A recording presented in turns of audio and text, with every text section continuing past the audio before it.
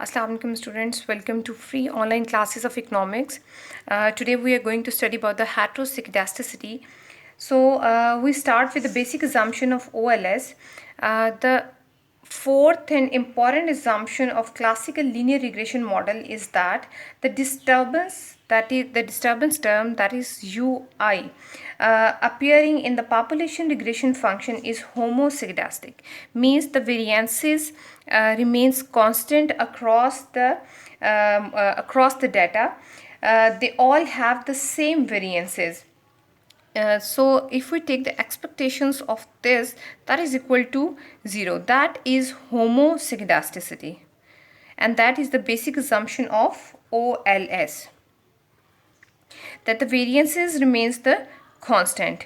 So heteroscedasticity is a problem when the variances are not constant. यानी जब आपके पास variances जो हैं disturbance term के वो constant नहीं रहते, then there is a problem, and that problem is called heteroscedasticity.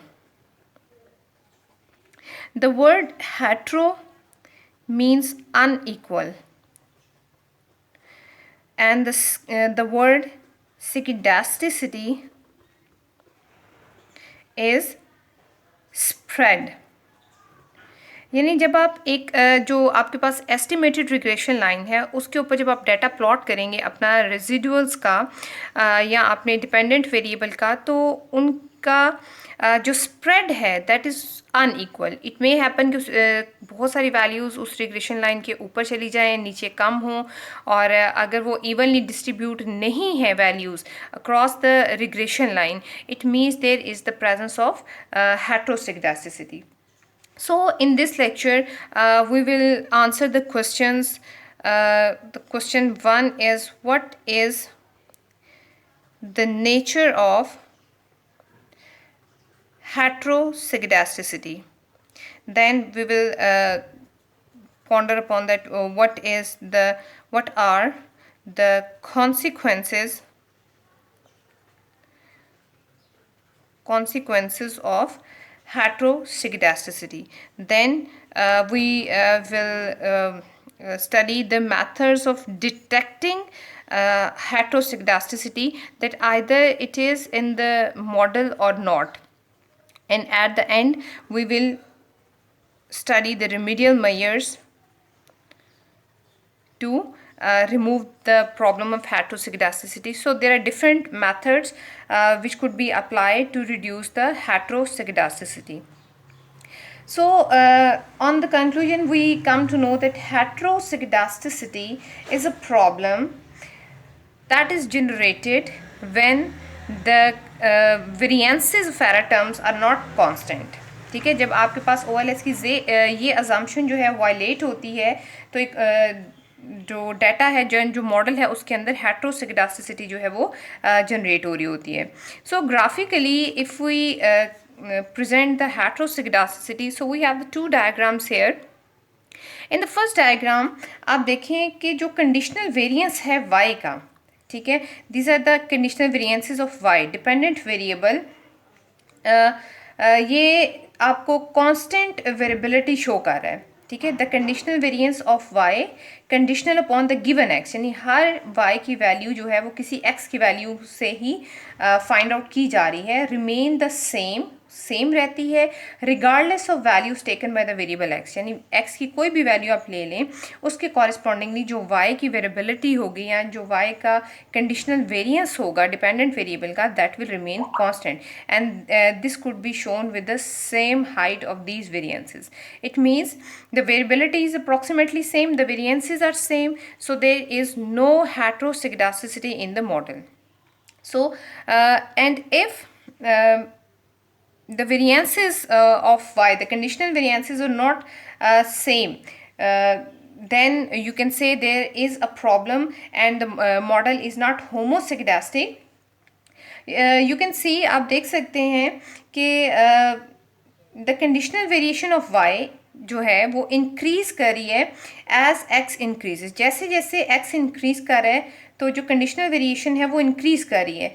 Hence the variances of y are not same, यानी वाई की जो वेरिएंसेस हैं these are not same, it means there is heteroscedasticity in the model. ठीक है, यानी जब आप lower income families से हायर इनकम फैमिलीज़ की तरफ जाते हैं तो वो ज़्यादा सेविंग करते हैं, यानी इनकम के ज़्यादा होने से सेविंग तो ज़्यादा हो जाती हैं, but they show the greater variability in the savings. ठीक है, यानी उनकी जो वेरिएबिलिटी होती है वो जो चेंज आ रहा होता है सेविंग ज़्यादा करने में वो ज़्यादा होता है। So if the conditional variance of y is same constant across any value of x, then there is homoscedasticity, and if the conditional variation in the y with respect to the given x, then you can say there is the presence of heteroscedasticity. Now the question is why heteroscedasticity occurs in the model, यानी आपने जो data लिया आपने उसको estimate किया, आपके results show करें कि there is the heteroscedasticity, then what are the reason why heteroscedasticity occurs in the data? So there are different reasons which results in the heteroscedasticity. So first is error learning method.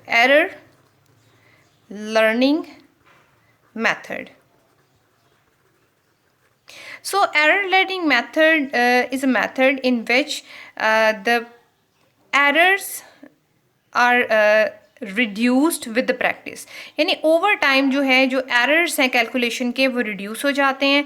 जब calculation के errors reduce होते हैं, for example there is a common example of typing error, यानी जैसे जैसे आपके typing hours जो हैं वो इंक्रीज़ होते जाएंगे तो आपके पास जो टाइपिंग एरर्स हैं वो रिड्यूस होते जाएंगे। It means the variances doesn't remain constant, variances जो हैं वो डिक्रीज होना शुरू हो जाएंगे। That will generate the heteroscedasticity in the data और in the model. Then misspecification of model,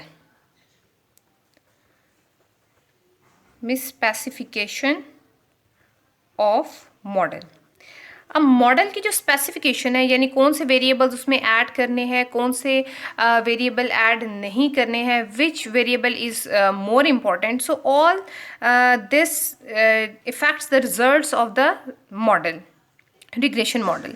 so अगर आपने मॉडल जो है वो रॉन्गली स्पेसिफाई किया है, यानी मॉडल जो है उसमें for example quantity demand is a function of price, ठीक है, तो यहाँ पर आपने कहा जी quantity demand is a function of price of substitute, weather, taste and so on. ठीक है, अब जो मेजर जो वेरिएबल था उसको आपने स्किप कर दिया, तो इस तरह से जो वेरिएंसेस हैं वो बहुत ज़्यादा भी हो सकते हैं और वेरिएंसेस बहुत लो भी हो सकते हैं, और हर वैल्यू के साथ इनकी जो वेरिएबिलिटी है वो चेंज हो जाती है, यानी they do not remains constant, ये कांस्टेंट नहीं रहते। इसी तरह से data collection technique, data collection यानी अगर जो डाटा कलेक्ट किया गया है that is not correctly estimated and not correctly provided. एक कंट्री है X1 और एक कंट्री है N1 और एक कंट्री है N2। अब N1 में जो लिटरेसी लेवल है वो बहुत ज़्यादा है, डाटा कलेक्शन टेक्निक्स बड़ी रिनाउंड है, पीपल आर सो सोफिस्टिकेटेड कि वो बड़ा रिफाइंड डाटा जो है वो सामने देते हैं, error free data, actual data आपको प्रोवाइड करते हैं।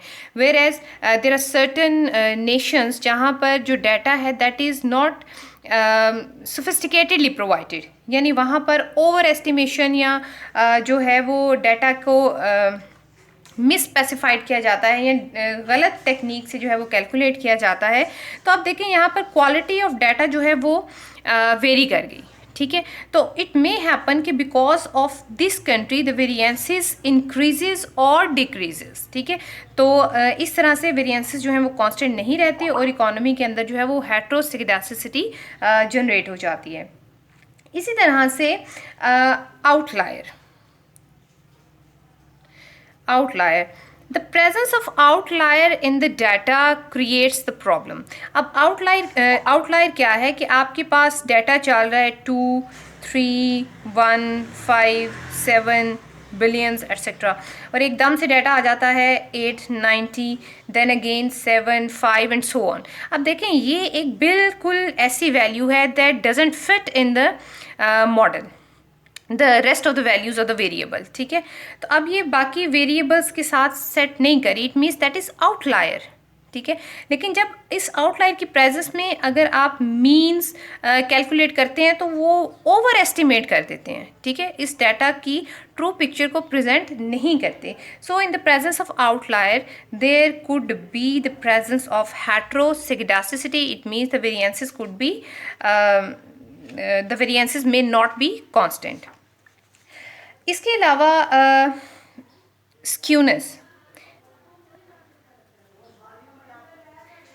अगर आप मैक्रो इकोनॉमिक वेरिएबल पे काम करें, मैक्रो इकोनॉमिक मॉडल पर काम कर रहे हैं और आपने इनकम को एज अ इंडिपेंडेंट वेरिएबल जो है वो कैलकुलेट किया है। अब देखें कि इनकम जो है फ्रॉम रिच टू पुअर, अगर आप अपनी इनकम को प्लॉट करते हैं, यहाँ पर आप रिच क्लास को ले लेते हैं, यहाँ पे आप पुअर क्लास को ले लेते हैं, तो यू नो कि most of the income is accumulated in the hands of rich class. तो जब आप अपना डाटा प्लॉट करेंगे तो वो इस फॉर्म में आएगा, यानी that is not equally distributed, ठीक है। It shows the skewness towards the rich class. So this type of data creates heteroscedasticity in the model or in the data. Then you can also consider the transformation. बाज़ औक़ात हम अपनी easiness के लिए या algebraic easiness के लिए क्या करते हैं, डाटा को ट्रांसफॉर्म कर लेते हैं। यानी अगर आप लॉग ले लेते हैं, आपके पास बहुत बड़ी बड़ी वैल्यूज़ हैं एक्स की, और आप लॉग ले लेते हैं, तो आपके पास जो डाटा है वो शॉर्ट फॉर्म में रिड्यूस हो जाता है, यानी उसकी जो डिजिट्स हैं, जो वैल्यू है वो रिड्यूस हो जाती है। तो आपने लॉग ले लिया उसका, लेकिन जो एक्चुअल वैल्यू है, ठीक है, जो मॉडल में एक्चुअल डाटे से अगर आप उसको फाइंड आउट करते, एस्टिमेट करते, तो आपके रिजल्ट्स बेटर होते as compare to this transformation. So if you do the wrong transformation, यानी आपने लॉग ले लिया, आपने एक्स बाय वाई करके कोई रेशो लेके डाटा ले लिया, आपने उसको एक्सपोनेंशियल फॉर्म में ले लिया, आपने फर्स्ट डिफरेंस की फॉर्म में ले लिया, तो हर डाटा या हर मॉडल की कुछ रिक्वायरमेंट्स होती हैं। तो जो ट्रांसफॉर्मेशन आपने की हैं, अगर वो आपके डाटा या आपके जो मॉडल है, रिग्रेशन मॉडल है, उसको उसके अकॉर्डिंगली नहीं है, then the model will be heteroscedastic. इसी तरह से आप इसको जो है वो हेटेरोसिगडास्टिसिटी को रिलेट कर सकते हैं इनकम के साथ, या इकोनॉमिक वेरिएबल्स को हमने स्टडी कर लिया. डिस्ट्रीब्यूशन ऑफ डाटा, या इसको डिस्ट्रीब्यूशन ऑफ डाटा, ठीक है, कि जो डाटा है इकोनॉमी के अंदर दैट इज़ अनइवनली डिस्ट्रीब्यूटेड. यानी आपने सिर्फ उसको प्लॉट करके देखा, एक स्कैटर डायग्राम देखिए, और आपने देखा जी ये एक रिग्रेशन लाइन है, जबकि जो डाटा है दैट इज़ अनइवनली डिस्ट्रीब्यूटेड, ठीक है. सो यहाँ पर आपको स्कैटर डायग्राम बता देगी that there is the presence of heteroscedasticity because x and y when they are plotted they are unevenly distributed across the regression line. So इसके अलावा और ढेर सारी ऐसी रीज़न्स हैं, ठीक है, जिनकी वजह से हेटेरोसिगडास्टिसिटी हो सकती है. हेटेरोसिगडास्टिसिटी एक से ज़्यादा रीज़न्स की वजह से भी हो सकती है. यानी ये हमने अभी 8 रीज़न्स यहाँ पर स्टडी की हैं. तो इन रीज़न्स का ज़रूरी नहीं कि एक वक्त में एक ही रीज़न काम कर रही हो, ये रीज़न्स एक से ज़्यादा भी हो सकती हैं. यानी हेटेरोसिगडास्टिसिटी जो है could be caused by these reasons और सम अदर रीजंस. हमने जो मोस्ट इम्पॉर्टेंट थी उनको डिस्कस किया. अच्छा, अब यहाँ पे एक चीज़ आपको अंडरस्टैंड करना ज़रूरी है कि हेटेरोसिगडास्टिसिटी जब तक शार्प या स्क्वेयर नहीं होती, ठीक है, यानी बहुत हाई वैल्यू नहीं होती इसकी, तब तक आप हेटेरोसिगडास्टिसिटी को इग्नोर कर सकते हैं. ठीक है। यानी हेट्रोसिगडेस्टिसिटी अगर बहुत ज़्यादा स्वेयर है तो आप इसको जो है देन ये आपके लिए प्रॉब्लम क्रिएट कर सकती है। अगर आप हेट्रोसिगडेस्टिसिटी जो आपने कैलकुलेट की दैट इज़ वेरी माइन्यूट और वेरी स्मॉल, तो आप इसको जो है वो इग्नोर कर सकते हैं, या you have the different remedial measures, तो आप उसको अप्लाई करके भी इसको ख़त्म कर सकते हैं। दूसरा, heteroscedasticity is most likely to appear in the cross sectional data as compared to time series data. जैसे हमने अभी पीछे के एग्जांपल दी थी कि there are two countries, nation 1 and nation 2, और दोनों कंट्रीज़ को आप 2018 का डाटा लेकर स्टडी कर रहे हो, तो इट मे हैपन कि नेशन 1 ने 2018 में बड़ा सोफिस्टिकेटेड डाटा आपको प्रोवाइड किया हो, जबकि नेशन 2 ने जो है वो उसको मिस स्पेसिफाई करके या ओवर एस्टिमेट करके डाटा आपको प्रोवाइड किया हो। तो इस कंडीशन में when you are studying the cross section data, the data across the countries, ठीक है, तो यहाँ पर हेट्रोसिगडेस्टिसिटी के चांसेस बहुत ज़्यादा होते हैं as compare to time series data. So these are the certain reasons, ठीक है, because of which the heteroscedasticity could be caused. अब हम okay, now in the presence of heteroscedasticity, यानी अगर मॉडल के अंदर हेट्रोसिगडेस्टिसिटी मौजूद है, तो इस कंडीशन में जो आपके पैरामीटर्स हैं, रिग्रेशन मॉडल को जब आप OLS से एस्टिमेट करते हैं और उससे जो आपके पैरामीटर्स की एस्टिमेशन आती है like beta 1, beta 2 and so on, ये आपके पास बेस्ट एस्टिमेट्स नहीं होते, ऑल्दो दे आर अनबाइज्ड, कि ये अनबाइज्ड तो हैं लेकिन ये बेस्ट फिट नहीं होती, यानी बेस्ट एस्टिमेटर्स नहीं हैं, because there is heteroscedasticity in the model. अब OLS जो एस्टिमेट्स हैं उनको क्रिटिसाइज़ किया जाता है कि जो OLS है ये जो इन्फॉर्मेशन है उनको प्रॉपर वेट्स एलोकेट नहीं करता, यानी OLS मेथड जो ऑब्जर्वेशंस जहाँ जो इन्फॉर्मेशन आपके पास कलेक्ट होती है फ्रॉम द पॉपुलेशन और फ्रॉम द सैम्पल, उसको प्रॉपर वेट्स नहीं दिए जाते, जिसकी वजह से जो पैरामीटर्स हैं वो बेस्ट नहीं होते। सो इसके लिए हम एक एग्जांपल देते हैं कि if we were to regress पर एम्प्लॉय कंपनसेशन, ये हमारे पास एक वेरिएबल आ गया। अगर हमने इसको रिग्रेस करना है on the size of employment, तो हमें इस बात को जो है वो सामने रखना होगा अपने नॉलेज को कि there is a considerable inter class variability in the earning, यानी डिफरेंट क्लासेस में जो अर्निंग का लेवल है वो वेरी करता है, उसमें वेरिएबिलिटी पाई जाती है। तो इस वेरिएबिलिटी को, यानी जो वेरिएंसेस में अनइक्वलिटी आ रही है, उसको माइंड में रखते हुए हम क्या करेंगे कि वो इंफॉर्मेशन जो लार्जर पॉपुलेशन से आ रही है, यानी लार्जर सैम्पल से आ रही है या लार्जर पॉपुलेशन से आ रही है, पॉपुलेशन साइज़ बहुत बड़ा है, तो इस इंफॉर्मेशन को हम लेस वेट देंगे, लेस वेटेज, और वो इंफॉर्मेशन जो स्मॉल पॉपुलेशन से आ रही है उसको हम ग्रेटर वेट देंगे। अब इस तरह से उसको वेटेज देने से होगा क्या कि जो पॉपुलेशन है उनकी जो वेरिएंसेस, जो वेरिएबिलिटी आ रही है वो काफ़ी हद तक जो है वो डैम्प हो जाएगी, रिड्यूस हो जाएगी। लेकिन अनफॉर्चुनेटली होता क्या है कि OLS में इस तरह की जो वेटेज असाइनमेंट होती है, जो वेट्स असाइन किए जाते हैं वो नहीं होते। तो ये डेफिशिएंसी जो है ये कवर अप करता है GLS मेथड,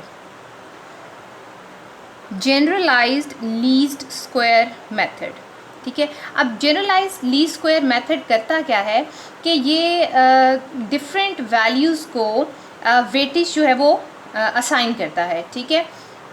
अब इसमें जो है जनरलाइज्ड लीस्ट स्क्वायर मेथड को जब आप अप्लाई करेंगे, अब प्रॉपर वेटेज असाइन करेंगे, तो यहाँ पे जो प्रॉब्लम आ रहा था पैरामीटर्स की वैल्यू का कि वो बेस्ट नहीं है, यानी these are not BLUE, is the property of OLS।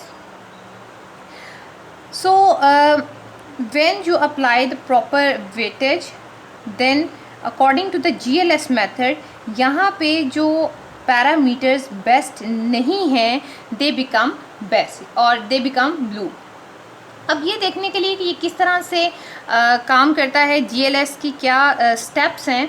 So we take a two variable model हम इसलिए ले रहे हैं क्योंकि that model is very renowned to you. So β2 x1 plus error term, ठीक है, ये हमारे पास आ गया फर्स्ट मॉडल। अब इस मॉडल को जो है वो अलजेब्रिकली जो वेरिएबल्स हैं उनको उनकी आसानी के लिए हम क्या करेंगे, इसमें yi that is equal to β1 x0 i, यानी यहाँ पर हम x0 जो है वो ऐड कर देंगे, जबकि x0 i that is equal to 1 for each i, यानी x की कोई सी भी वैल्यू हो सब के लिए ये 1 कांस्टेंट आ जाएगा, ठीक है, plus β2 x1 plus error term, ठीक है। अब जैसे हमने यहाँ पर देखा कि हमें हमारा नॉलेज ने बताया कि देयर कुड बी हेटेरोसिगडास्टिसिटी, यानी अगर आप इन दो वेरिएबल्स को रिग्रेस करते हैं तो यहाँ पर हेटेरोसिगडास्टिसिटी हो सकती है। तो अब यहाँ पर हमने मॉडल को जब जो है वो डिज़ाइन कर लिया तो हम क्या करेंगे, यहाँ पर अज्यूम कर लेते हैं कि there is heteroscedasticity in the model. So we assume the presence of heteroscedasticity, यानी जो वेरिएंसेस हैं आर नॉन, यानी जो वेरिएंसेस हैं उनका हमें पता है। सो हम क्या करेंगे, we divide the equation number 2, ठीक है, बाय वेरिएंसेस, ठीक है। अब हम जो नॉन वेरिएंसेस हैं उससे उस इक्वेशन को डिवाइड करेंगे। So we have yi over sigma i that is equal to β1 x0 i over sigma i, ठीक है। ये हमने जो वेरिएबल जो है वो ऐड किया था, plus β2 x1 over sigma i plus error term by sigma i, ये आपके पास आ गई क्वेश्चन नंबर 3, ठीक है। अब इसकी जो एक्सपोजिशन है उसको हम रीराइट कर लेंगे ताकि हमारे पास ये फ्रैक्शन जो है वो ख़त्म हो जाए। For that we suppose y asterisk is equal to yi over sigma i, यानी ये जो टर्म है इसको हम y स्टैरिक सपोज कर लेंगे। उसके बाद इसको हम x0 i स्टैरिक, यानी ये सारी जो आपके पास टर्म्स है इनको स्टैरिक में कन्वर्ट कर लेंगे ताकि आपके पास जो मिक्सिंग है प्रीवियस इक्वेशन के साथ वो ना हो, ठीक है। ये अब हमारे पास आ गए और ये वेरिएबल्स आपके पास ट्रांसफॉर्म्ड वेरिएबल्स हैं, यानी आपने OLS के वेरिएबल्स को ट्रांसफॉर्म कर लिया। अब now the question is why this transformation is necessary, कि ये ट्रांसफॉर्मेशन क्यों ज़रूरी है और इसके करने से होगा क्या। तो उसके लिए आप देखें कि वेरिएंस ऑफ UI, यानी जब आप एरर टर्म का वेरिएंस लेंगे that is equal to expectations of UI asterisk square this, ठीक है। आपने वेरिएंस ले लिया वो इसके बराबर है, that is equal to expectations of UI over sigma i square, ठीक है। आपने स्टैरिक, ये जो आपके ट्रांसफॉर्म्ड वेरिएबल था, इससे पहले आप ट्रांसफॉर्म्ड मॉडल जो है वो राइट कर लें, that is equal to β1 x0 i that is steric plus β2 x1 steric plus error term steric, ठीक है। अब हम variances of this error term इसको चेक करेंगे, आइदर इट इज़ स्टिल हेटेरोसिडास्टिक और नॉट, यानी इसमें हेटेरोसिडास्टिसिटी ख़त्म हो चुकी है या नहीं हुई। तो उसके लिए व्हाट वी टेक, हमने वेरिएंस लिया और एरर टर्म का जो ट्रांसफॉर्म की जगह पे उसकी जो वैल्यू है ट्रांसफॉर्मिंग की वो राइट कर दी, ठीक है। Then we have 1 over sigma i square expectations of UI square, ठीक हो गया। हमने क्या किया कि हमने सिग्मा स्क्वायर को जो है वो इस ब्रैकेट से बाहर ले आए और एरर टर्म्स पर एक्सपेक्टेशंस अप्लाई कर दी। Since first as we assume that sigma is known, ठीक है, आपके पास ये वैल्यू गिवन है, आप जानते हैं कि there is the sigma value. अब हम क्या करेंगे, एज वेरिएंसेस इज नॉन, जब आपको इसकी वैल्यू का पता है तो आप इसकी वैल्यू यहाँ पे पुट कर देंगे, then you have 1. Now your heteroscedasticity is removed. Now this result shows कि ये जो ट्रांसफॉर्म्ड मॉडल आपने बनाया है, इस ट्रांसफॉर्मेशन से जो हेटेरोस्किडास्टिसिटी है वो रिमूव हो चुकी है, ठीक है. अच्छा, उसके बाद now what is the purpose. Okay, ये हमने कर लिया कि this is the transformed model, कि अगर आप OLS के पैरामीटर्स को बेस्ट फिट करना चाहते हैं then you have to assign the proper weightage. आपने अपनी इंफॉर्मेशन को प्रॉपर वेटेज अप्लाई करना है as the generalise least square method do, ठीक है. उसके बाद हमने एक 2 वेरिएबल मॉडल लिया because it is simple to explain, ठीक है. आप 3 वेरिएबल मॉडल भी ले सकते हैं. सो हमने एक 2 वेरिएबल मॉडल लिया. उसके बाद उस मॉडल में हमने अज्यूम किया कि वेरिएंसेस आर नॉन, ठीक है, वेरिएंसेस का हमें पता है. So we transform the model, हमने अपने मॉडल को ट्रांसफॉर्म किया. और ट्रांसफॉर्म क्यों किया, क्योंकि जनरलाइज्ड लीस्ट स्क्वायर मेथड के अकॉर्डिंगली जब आप मॉडल को ट्रांसफॉर्म करते हैं तो आपके पास जो पैरामीटर एस्टिमेट्स हैं वो बेस्ट फिट हो जाते हैं. यानी दिस बीटा 1 स्टैरिक, अगर आप इसको स्टैरिक में कन्वर्ट कर लें, बीटास को भी, ठीक है, ट्रांसफॉर्म मॉडल में, तो यहाँ पर आप ये कंक्लूजन दे सकते हैं कि आफ्टर ट्रांसफॉर्मेशन यानी beta i asterisk is homoscedastic, whereas beta simple जो OLS के पैरामीटर से दीज आर हेटेरोसिडास्टिक, ठीक है. So this is the reason why we transform the model and the methodology of GLS method. So in the conclusion what we get, वो कहते हैं this is the procedure of transforming the original variables in such a way the transformed variables satisfy the assumption of classical model.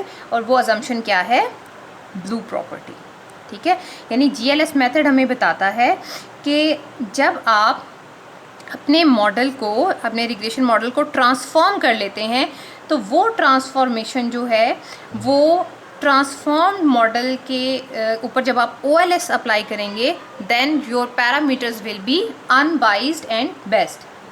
So in short GLS क्या है, GLS is OLS on transformed variables.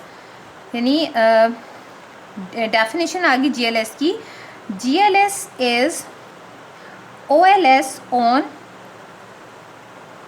Transformed variables that satisfy the standard least square assumptions, ठीक है. तो that is the GLS method. अब वो कहता है कि the actual mechanics of estimating beta 1 static and beta 2 static यानी transformed parameters जो हैं वो किस तरह से आप उसको एस्टिमेट कर सकेंगे. तो उसके लिए we write the transformed model asterisk beta x nought i asterisk plus beta 2. अब ये आपके पास ट्रांसफॉर्म्ड मॉडल है जिसको आपने वेरिएंसेस से डिवाइड करके और सब्स्टिट्यूशन के साथ सॉल्व किया था, ठीक है. अब नॉर्मली हम रिग्रेशन मॉडल में क्या करते हैं कि हम मिनिमाइज़ करते हैं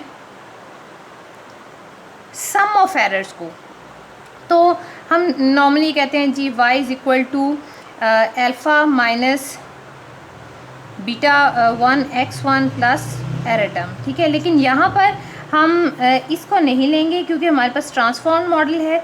so we will minimise the sum of errors of transformed model, ठीक है. GLS में sum of errors of transformed variables जो हैं उसको मिनिमाइज करेंगे। That is equal to sum of y1 steric